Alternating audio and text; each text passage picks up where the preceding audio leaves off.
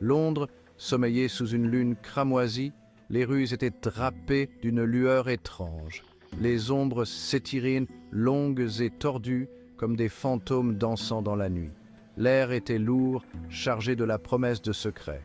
C'était une nuit pour l'invisible, une nuit pour les murmures et les ombres. Et les... Dans sa chambre louée, Klein Moretti se déplaçait avec une grâce acquise. Il consulta sa montre de poche, son éclat doré contrastant avec l'obscurité grandissante. Il tira les lourds rideaux, bloquant les derniers vestiges de lumière naturelle. D'un léger clic, la serrure de la porte se verrouilla. Klein était seul, et pourtant pas vraiment. L'air crépitait d'anticipation, une symphonie silencieuse de forces invisibles. Cette nuit était une nuit de communion, une nuit pour atteindre ce qui se trouve au-delà du voile de la réalité. Sur une table drapée de velours fané, les outils de son art l'attendaient. Un couteau d'argent, aiguisé jusqu'à une finesse extrême, brillait sous la faible lumière à gaz. À côté se trouvait un livre relié de cuir usé, ses pages remplies de symboles arcaniques et de versets cryptiques. Le regard de Klein parcourut les objets rituels, son cœur battant à un rythme régulier contre ses côtes. Il prit le couteau d'argent, son contact froid lui procurant un frisson le long de l'échine. Prenant une profonde inspiration, Klein commença à chanter. Sa voix un murmure grave qui résonnait étrangement dans l'espace confiné. L'air autour de lui scintillait et se déformait, comme si la réalité elle-même commençait à se décomposer. Klein s'enfonça plus profondément dans le rituel, sa conscience glissant, dérivant, tombant dans l'espace entre l'éveil et le sommeil. Il entrait dans l'état de demi-cogitation, un lieu où le monde matériel se confondait avec le royaume éthéré au-delà. Une brume blanc grisâtre s'échappait des symboles rituels, tourbillonnant et se fondant autour de lui. C'était une brume froide, une manifestation tangible de la barrière entre les mondes. La pièce sembla se contracter, les murs se rapprochant à mesure que le brouillard s'épaississait.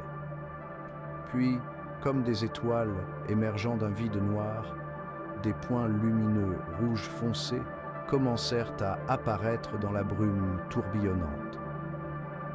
Ils pulsaient à un rythme étrange et hypnotique, murmurant des promesses et des menaces dans une langue que Klein pouvait ressentir mais pas encore comprendre. C'étaient les étoiles du monde des esprits, chacune d'elles une porte d'entrée vers un être d'une puissance incommensurable.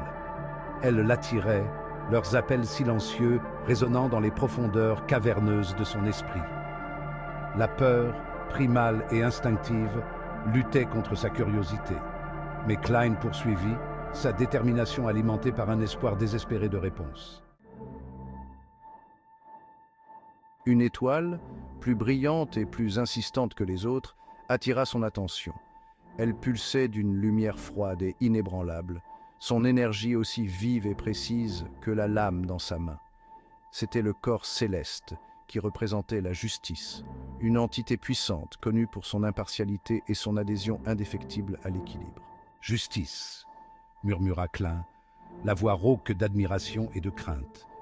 Le nom résonna dans le silence, avalé par le brouillard tourbillonnant. Il attendit, les sens en alerte, un signe, un murmure, quoi que ce soit pour indiquer que son appel avait été entendu. L'air crépitait d'anticipation. La pièce semblait retenir son souffle.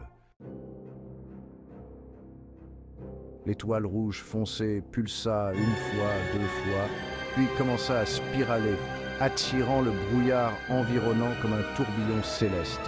Dans ses profondeurs, une silhouette commença à se former, prenant forme à partir de la brume éthérée.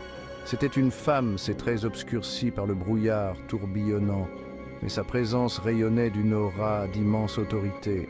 Klein sentit une pression monter dans son esprit, un poids s'abattre sur ses épaules. C'était le poids des secrets, le fardeau de la connaissance détenu par une entité aussi ancienne et puissante que la justice. Il lutta pour rester concentré, pour s'accrocher à sa conscience de soi, tandis que la pression s'intensifiait. « Tu cherches la connaissance », fit écho une voix dans son esprit, froide et tranchante comme de la glace brisée. mais la connaissance a un prix. Es-tu prêt à le payer, Klein Moretti? Klein déglutit, la gorge soudainement sèche. Il connaissait les risques encourus à contacter une entité comme la justice, savait que le prix de sa connaissance pouvait être élevé. Mais il était allé trop loin, avait trop sacrifié pour faire demi-tour maintenant. « Je le suis », répondit-il, la voix ferme malgré le tremblement qui le parcourait. « Je recherche des informations sur l'ordre de l'Aurore et les secrets qu'il garde. » La silhouette resta silencieuse un instant, l'étoile cramoisie palpitant régulièrement au-dessus d'elle. Puis, un seul mot, prononcé avec une certitude glaçante, fendit le silence pesant. La mort.